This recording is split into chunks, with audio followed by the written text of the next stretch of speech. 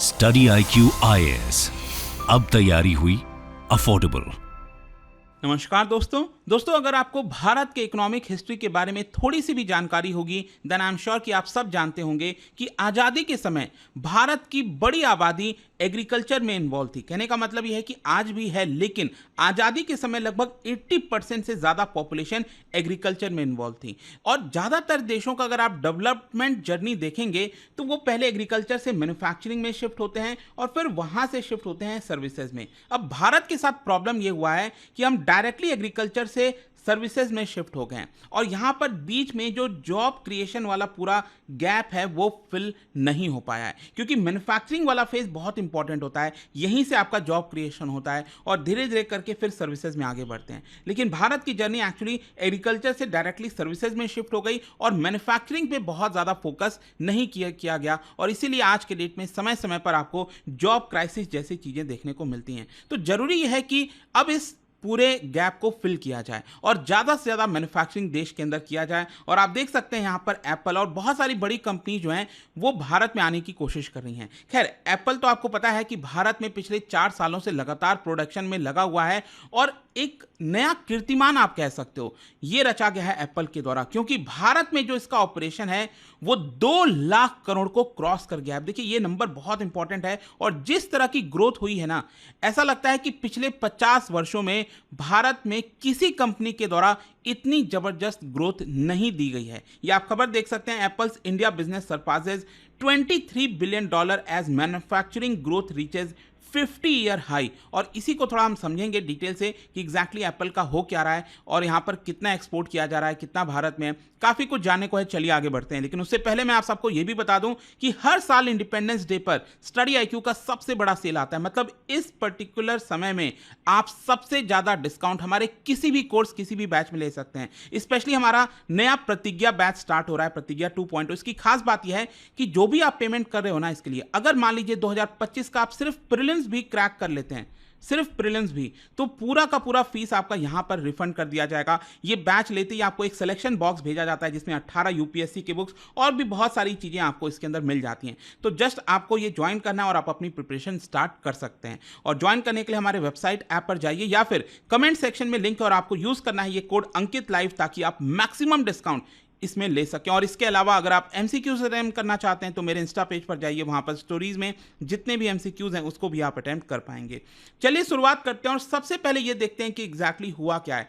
देखिए, जिस तरह से भारत के अंदर आईफोन की मैन्युफैक्चरिंग हो रही है, डोमेस्टिक सेल्स बढ़ रहा है बाकी भी प्रोडक्ट्स के, जैसे एप्पल के और भी प्रोडक्ट्स आते हैं, MacBook, iMac, iPad, watches, AirPods, इन सबका ओवरऑल अगर आप वैल्यू देखोगे एप्पल का भारत के ऑपरेशन का, तो ये 2023-24 में $23.5 बिलियन को क्रॉस हुआ है, which means more than 2 lakh crore rupees. और ये पहली बार हो रहा है। और आप इसको देखिए ग्रोथ कितना हुआ है।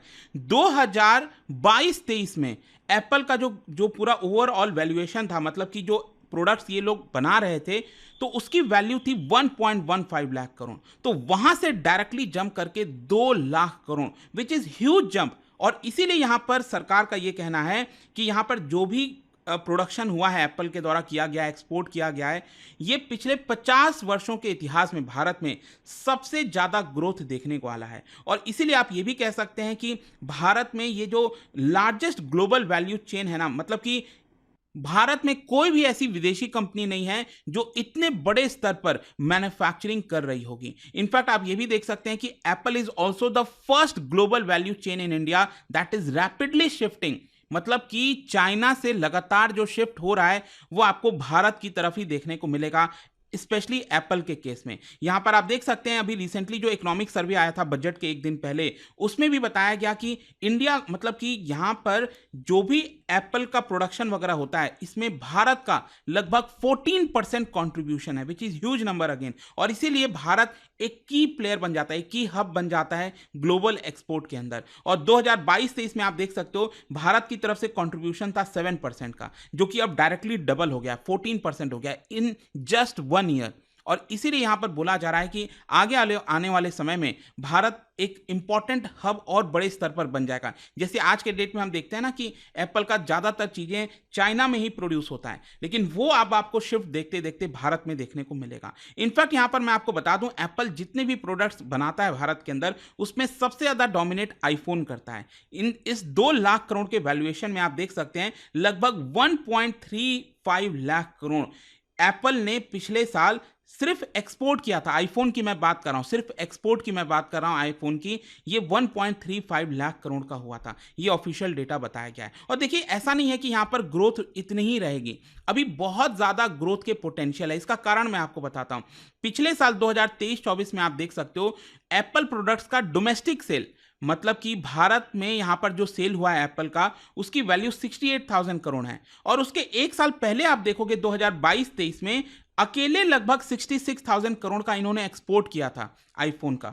तो ये नंबर और ज्यादा तेजी से बढ़ रहा है। और अगेन आप देख सकते हैं Apple share in India is less than 6%। क्योंकि मैं यहां पर ग्रोथ की बात क्यों कर रहा हूं, ग्रोथ पोटेंशियल इसलिए है क्योंकि भारत में जितना भी मोबाइल फोन वगैरह बिकता है, जितना भी अलग अलग कंपनीज हैं, चाहे चाइनीज कंपनी हो, वीवो, जियोमी, ये जितने भी हैं, या फिर अलग सैमसंग हो गया, जितने भी हैं, इसमें अभी एप्पल का शेयर सिर्फ 6% है। सोच के देखिए, मतलब एप्पल के पास अभी बहुत बड़ा मार्केट कैप्चर करना बाकी है।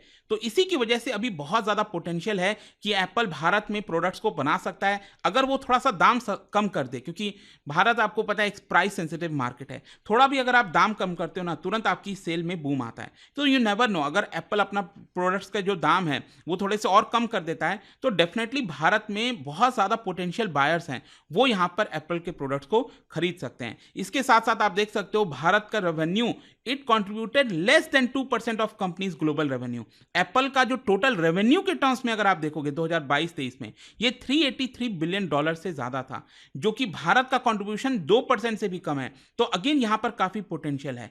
साथ ही साथ मैं आपको बता दूं, एप्पल का जो फाइनेंशियल ईयर होता है ना, वो अक्टूबर टू सितंबर होता है। जैसे भारत में हम कहते हैं ना फिजिकल ईयर अप्रैल से मार्च के बीच में, उस तरह से एप्पल ये फॉलो करता है। तो अभी 2024 का जो फिजिकल नंबर है वो अभी आना बाकी है, अक्टूबर में उसको अनाउंस किया जाएगा। अब देखिए, यहां पर सबसे ज्यादा ये जो बूस्ट आया है, it is because of government का जो इनिशिएटिव था, production linked incentive scheme, PLI scheme की जो हम बात करते हैं। क्योंकि यहां पर एप्पल वैसे तो सेल्स और डिस्ट्रीब्यूशन लंबे समय से कर रहा था, लेकिन मैन्युफैक्चरिंग जो अपना ऑपरेशन है वो 2020 से करना स्टार्ट किया, बिकॉज गवर्नमेंट ने पीएलआई स्कीम लॉन्च किया था। और इसी की वजह से हुआ कि अल्टीमेटली 2021 से पहली बार ऐसा हुआ होगा कि आईफोन का जो मैन्युफैक्चरिंग है वो चाइना के बाहर किसी देश में हुआ है, और वो था भारत।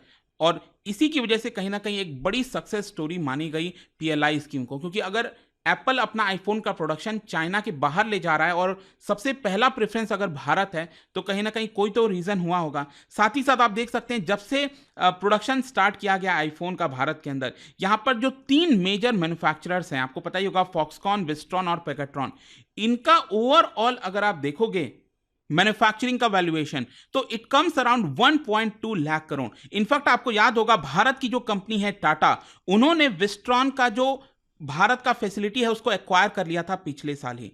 और यहां पर जब हम पीएलआई स्कीम की बात करते हैं, तो बेसिकली सरकार यहां पर क्या करती है कि इंसेंटिव देती है ऑन फ्रेट ऑन बोर्ड। अब देखिए होता क्या है, जैसे मान लीजिए अगर एप्पल का किसी आईफोन का दाम है 1 लाख करोड़ रुपए मार्केट प्राइस, लेकिन ऐसा तो है नहीं मैन्युफैक्चरिंग हुआ होगा या फिर जब हुआ होगा प्रोडक्शन तैयार हो गया होगा बनकर सब कुछ, तो उसका प्राइस 1 लाख थोड़ी होगा, वो तो हो सकता है 40,000 हो, 35,000 हो। तो उस वैल्यू के ऊपर कुछ इंसेंटिव 10%, 15% यहां पर देती है। मार्केट प्राइस के वैल्यू पर सरकार नहीं देती है इंसेंटिव, ध्यान रखिएगा। तो ये एक इंपॉर्टेंट चीज है। तो ज्यादातर यही देखने को मिलता है कि जो मार्केट प्राइस होता है वो फ्रेट ऑन बोर्ड से लगभग 50%, 60% ज्यादा ही होता है। इनफैक्ट मैं आपको यहां पर आईफोन का प्रोडक्शन का वैल्यू बताता हूं based on market value. Market में जो प्राइस पर बिकता है ना आईफोन, तो उसका ओवरऑल वैल्यू अगर आप निकालोगे, भारत में जो प्रोडक्शन हुआ है, it comes around 1.8 lakh crore, जिसमें से 75% आईफोन भारत से एक्सपोर्ट किए गए यूरोप के अंदर, यूएस के अंदर, वेस्ट एशिया के अंदर और भी कई सारे देशों में। मतलब 1.8 लाख करोड़ में से जो आईफोन भारत में बना, उसमें से 1.35 लाख करोड़ एक्सपोर्ट हो गया और लगभग बाकी का 45,000 करोड़ भारत के अंदर ही बिका है। डोमेस्टिक सेल हुआ है। फिर इसके अलावा अगेन आप देख सकते हैं यहाँ पर बताया जा रहा है, जो एक्सपर्ट्स का मानना है कि एप्पल लगातार भारत में अपना जो सेल्स है वो एक्सपैंड कर रहा है, नॉट जस्ट आईफोन्स, इसके अलावा और भी बुके ऑफ प्रोडक्ट्स, चाहे आप बात करें MacBook, iMac, iPad, watches, AirPods, ये सारी चीज़ें लगातार एक्सपैंड, क्योंकि ये भी एक बहुत बड़ा source of revenue it is, क्योंकि जब भी हम एप्पल की बात करते हैं तो ज़्यादातर आईफोन ख्याल में आता है, लेकिन बाकी भी अगर आप चीज़ों देखोगे तो यहाँ पर आपको उससे भी रेवेन्यू काफ़ी ज़्यादा देखने को मिलेगा। और जाने से पहले लास्ट में यहाँ पर एम्प्लॉयमेंट की भी बात करना चाहूँगा। यहाँ पर आप देख सकते हो कि ये जो एक्सपोर्ट फिगर्स वगैरह आ रहे हैं, ये जो भी चीज़ें बन रही हैं भारत के अंदर एप्पल के द्वारा, तो उसकी वजह से डायरेक्टली 2021 से जो जॉब क्रिएशन हुआ है उसकी संख्या लगभग 1.5 लाख के आसपास है।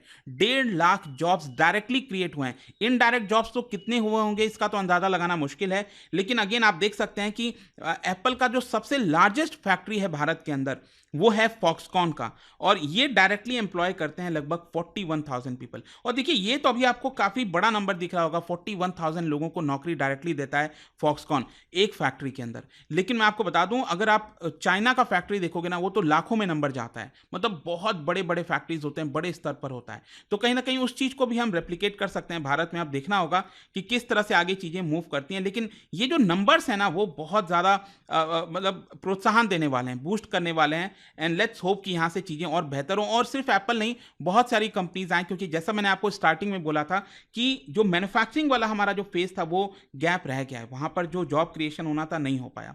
तो देखते हैं आगे क्या होता है। लेकिन जाने से पहले एक इंटरेस्टिंग क्वेश्चन, क्या बता सकते हो इनमें से कौन सा केमिकल है जो मोस्ट सूटेबल है इन फूड प्रोसेसिंग इंडस्ट्री, जो कि फूड प्रिजर्वेटिव्स के तौर पर इस्तेमाल किया जाता है? इनमें से कौन सा वो केमिकल है? इसका राइट आंसर आप सबको पता है, मेरे इंस्टाग्राम पर तो मिलेगा ही, वहां पर अगर आप नहीं हो कोई बात नहीं, टेलीग्राम से ले सकते हैं इसका सही उत्तर। मैं कई सारे जो MCQs हैं वो यहाँ पर स्टोरीज में डालता रहता हूँ। अगर आपको PDF चाहिए तो टेलीग्राम पर आइए, अलग अलग सोशल मीडिया पर आप जुड़ पाओगे। और जैसा मैंने आपको बताया, अगर आप UPSC की तैयारी कर रहे हैं, कोई भी बैच चाहते हैं, you can simply use this code Ankit live to get maximum discount. And I hope कि वीडियो आपको पसंद आया होगा। मिलता हूं आपसे next time. Till then, thank you very much, see you soon. Study IQ IAS, अब तैयारी हुई अफोर्डेबल।